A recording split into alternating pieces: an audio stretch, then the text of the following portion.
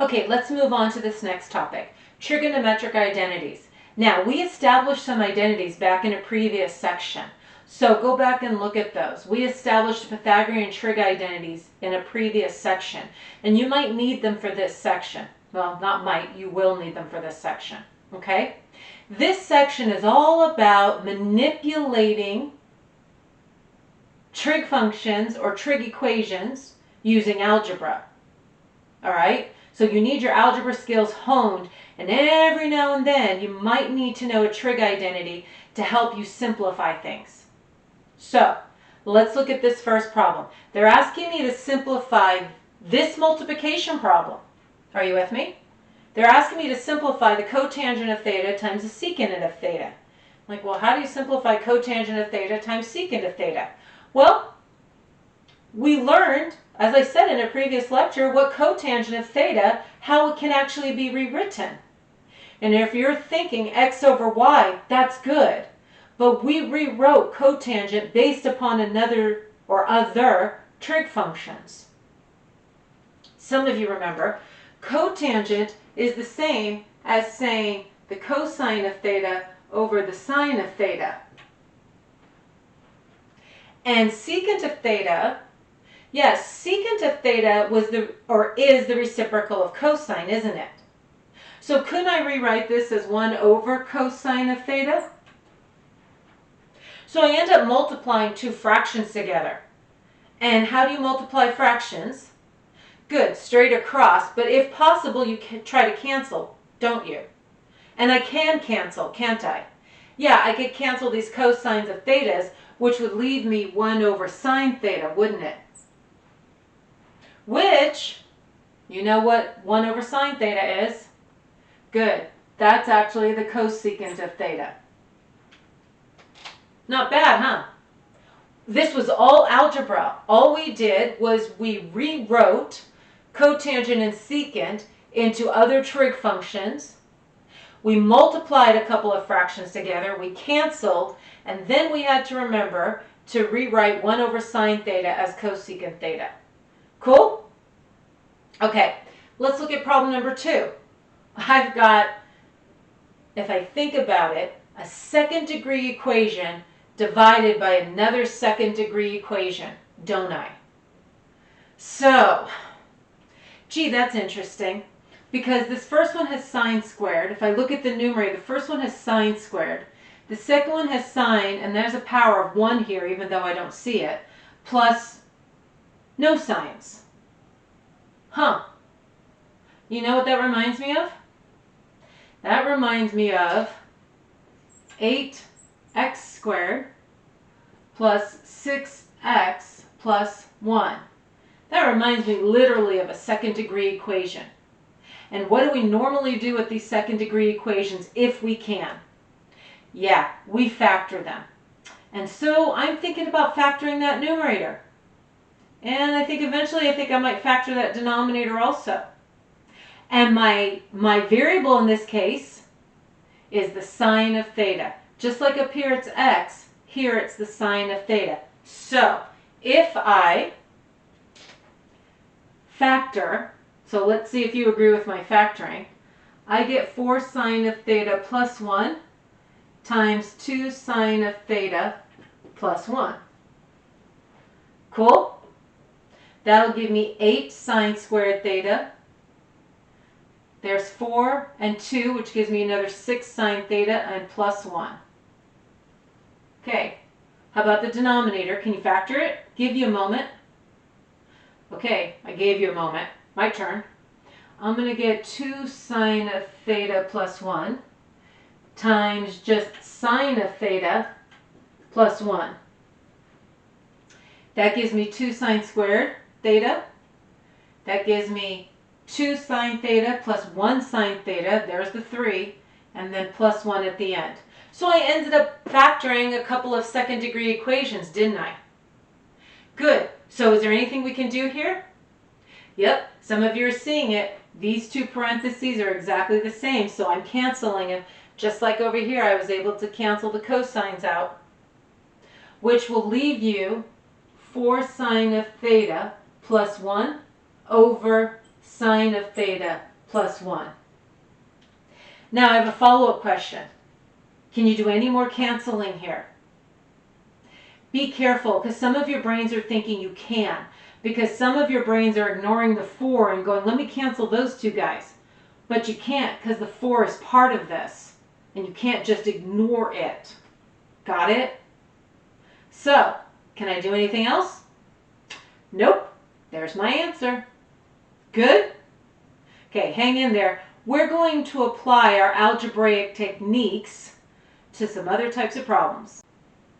Okay, so let's look at the set of directions. They're saying verify, or instead of verify, they may use the word establish.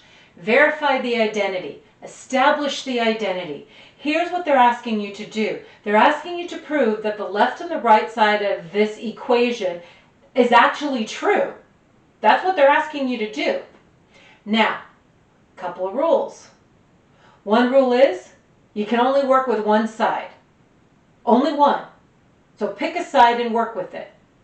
A second rule is you cannot move anything from the left to the right or vice versa.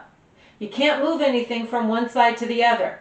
When you pick a side to work with, everything has to stay on that side. Don't go moving anything because you're not allowed.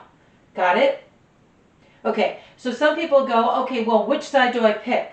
I pick the side that has the more stuff on it. So in this particular case, the left side has more stuff on it. So that's the side I'm going to work with. Now, I'm going to ask myself if there's anything I can do with sine. Now, sine of theta is just sine of theta. That's kind of one of our basic trig functions, right? It can't be rewritten really in another way. It could, but not really. So sine of theta is just sine of theta. We're going to leave it alone. How about the secant of theta? Can I rewrite the secant of theta? Yes, I can. The secant of theta can be rewritten as 1 over cosine of theta, can't it? Good. And that's going to equal this other side. I'm not touching it. With me? It's staying the way it is. And now I'm noticing I'm multiplying. Isn't this basically a fraction? I'm multiplying a couple of fractions together, right? All right, well, when I multiply these together, don't I just get the sine of theta over the cosine of theta? And the right side isn't changing. I'm leaving it alone. Agreed? And what's sine of theta over cosine of theta? Yep, tangent. So we just verified that the tangent of theta equaled the tangent of theta. We just proved that the left and the right side were exactly the same. Now here's the thing. We did a couple of minor trig replacements. We replaced secant with 1 over cosine, and we replaced sine over cosine with tangent. We did a couple of minor trig replacements, okay? Most of this will be algebraic, but a couple of trig replacements along the way are going to help us to establish these identities. And by the way, some of you are going, well, couldn't I stop right here? No, I literally need to write tangent of theta equals tangent of theta. So this is literally the last line you need to write. Are y'all with me? Okay, hang in there. I got another one that's just a little more involved than this one.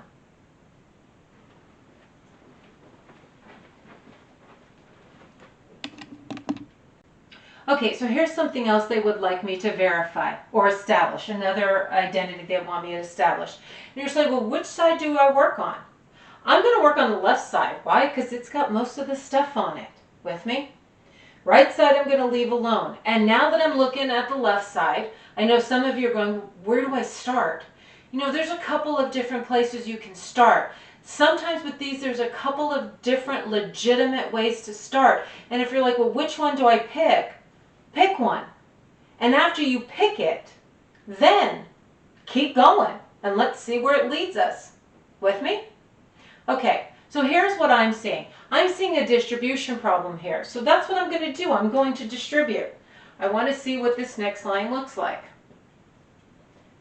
So I have tangent of theta times cosine of theta plus cotangent of theta times cosine of theta equals this other side. And I'm going to leave that alone because I don't want to like muck up my vision with all this other stuff on the right side. It's just going to remain cosecant of theta, so I'm not going to be concerned about it.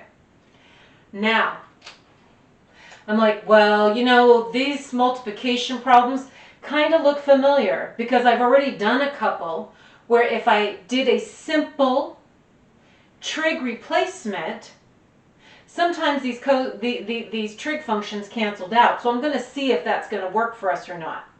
So I'm going to replace tangent and cotangent. And let's see if you remember what you replace them with. Tangent is, good, sine of theta over cosine of theta. Still multiplying by the cosine of theta. Plus, and cotangent is cosine of theta over sine of theta times cosine of theta equals that other side. Like I said, whatever happens over there is happening over there. So, since both of these are fractions, I'm going to write the cosine thetas over 1 so I can see the fractions better. Well, over here, I'm noticing that the cosine of thetas cancel. So I am going to be left with, on this first one, just sine of theta. Plus, over here I notice nothing cancels. So I have got the cosine squared of theta over the sine of theta, equaling the other side. Got it? Okay. So now I'm looking at this and I'm like, well, you know what? Remember, think algebra. I'm noticing this is a fraction. So I'm trying to add this non-fraction to a fraction. Yeah, which means you need to make this guy a fraction, which means now you're simply adding two fractions together, aren't you? Okay, so to add fractions, what do you need? Excellent, common denominator.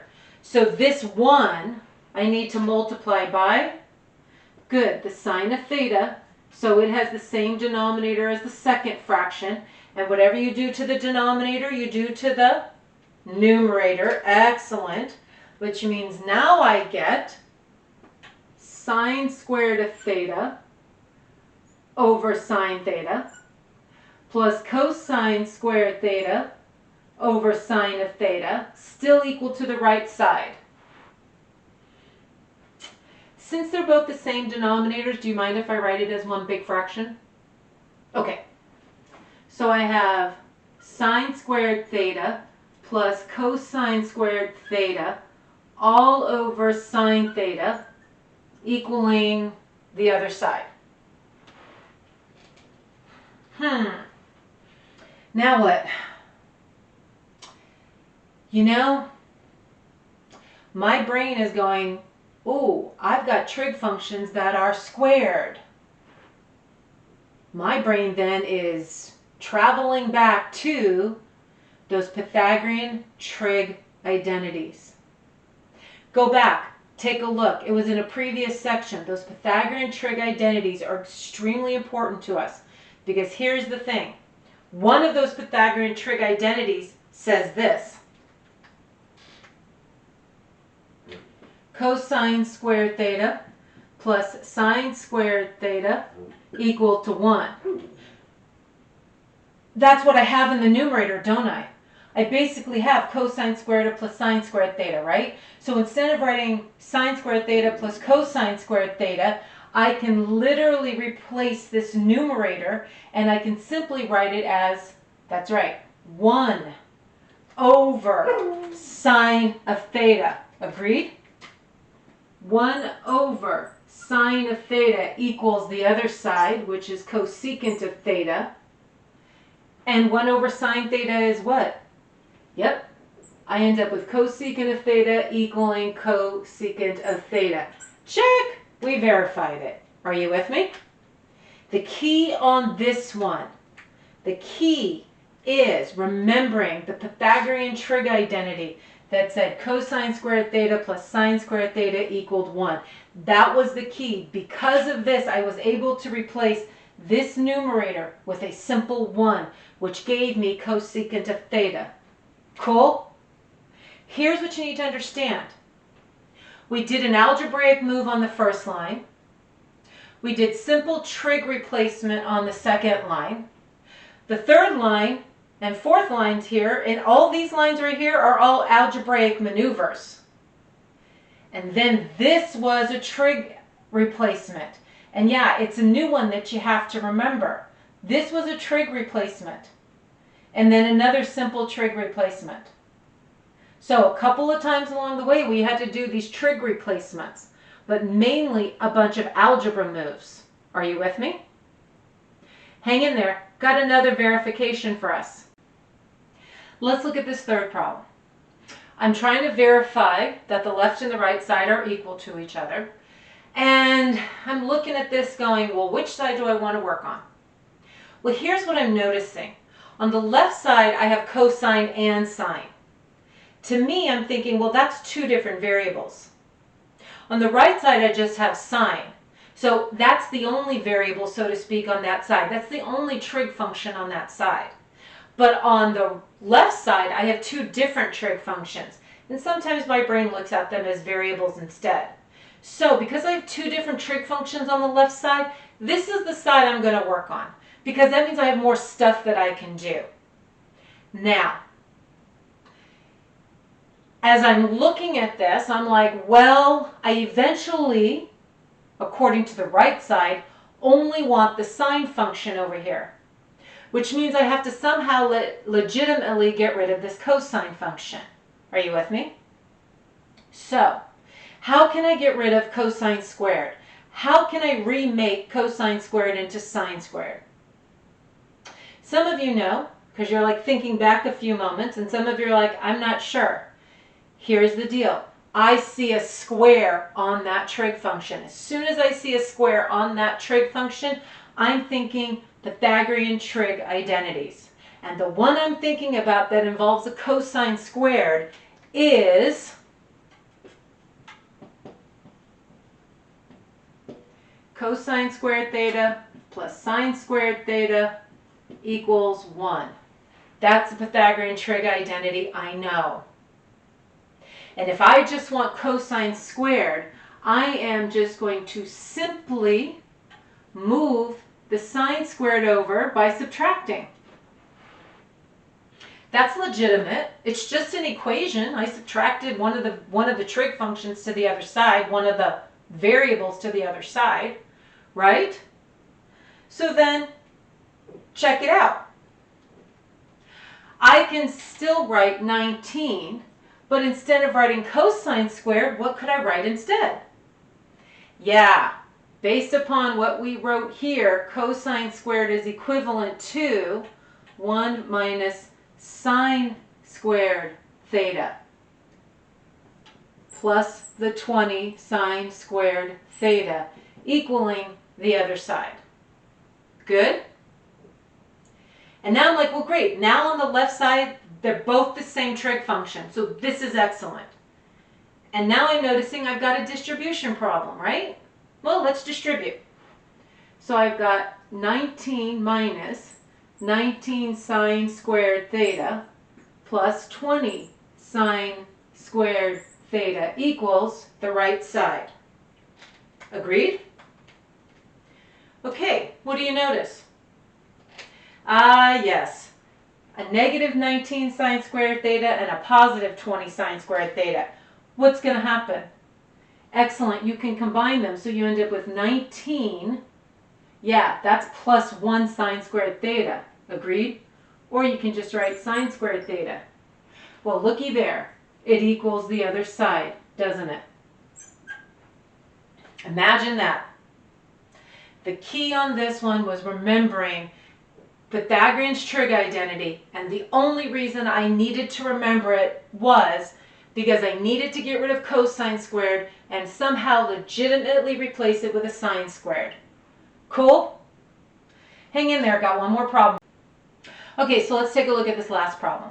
They want us to verify that the left and the right side are the same. So I'm taking a look and I'm like, well, I don't see a whole lot of difference between the two sides. One side doesn't look like it has more stuff than the other. And that's true. Except I'm noticing the right side has secant. And I know I can rewrite secant into something else. Cosine, not so much. We kind of leave cosine as cosine. But secant I can rewrite. So here's what I'm going to do. I'm going to deal with the right side in this case. Because, help me out, what is secant? How can secant be rewritten? Good, secant can be rewritten as 1 over cosine, which means this numerator will have 1 minus 1 over cosine, won't it? Okay, so what I'm noticing is I'm going to have complex fractions going on here because I'm going to have 1 minus a fraction on the top and 1 plus a fraction on the bottom, and that can get kind of messy looking. So I'm going to come over here and do some side work. And one of the side works I'm going to do is I'm going to see what 1 minus secant of v will actually simplify to. What can I rewrite it as? So, we just said secant was 1 over cosine. So this looks familiar. Looks like I'm dealing with subtraction of fractions. So common denominator, right? Which would be? Good, cosine. So fraction number 1 here, top and bottom, gets multiplied by cosine. So I have cosine of v over cosine of v minus 1 over cosine of v. And since the denominators are the same, I'm going to write it as 1 fraction. Cool? Okay, so this numerator can be replaced by cosine of v minus 1 over cosine of v. And now I have a denominator to figure out. And the denominator is 1 plus secant of v. Not too much difference between them, except an addition sign versus a subtraction sign. But it's looking like my process is basically going to be the same. I'm going to get the common denominator. And since they both now have the same denominator, I am going to write it as 1 big fraction.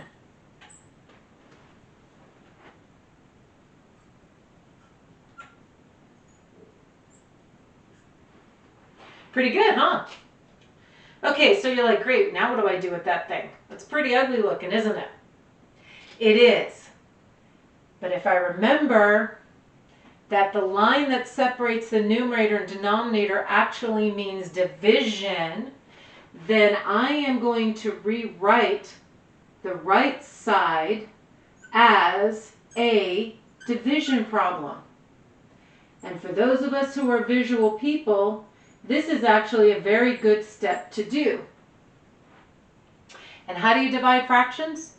That's right, multiply by the reciprocal. So fraction number 1 stays the same, and fraction number 2 gets multiplied and flipped. All right, do you see it? Do you see what you can do here? That's right. We can cancel the cosine v's, can't we? Which will leave us. Let's look at the right side. Pardon me, let's look at the left side. The left side has cosine of v minus 1 over cosine of v plus 1. And now the right side, since these cosines canceled, the numerator leaves me cosine of v minus 1. And the denominator leaves me cosine of v plus 1. And oh my gosh, check! They're the same. Woohoo! We verified them, didn't we? Good? Okay, you have fun with these verifications. These are some of my favorites. I love doing these things. Why? Because it's just a bunch of algebra with a little trig thrown in. And I'm outsmarting them. So you go outsmart them too. And I'll catch you on the flip side.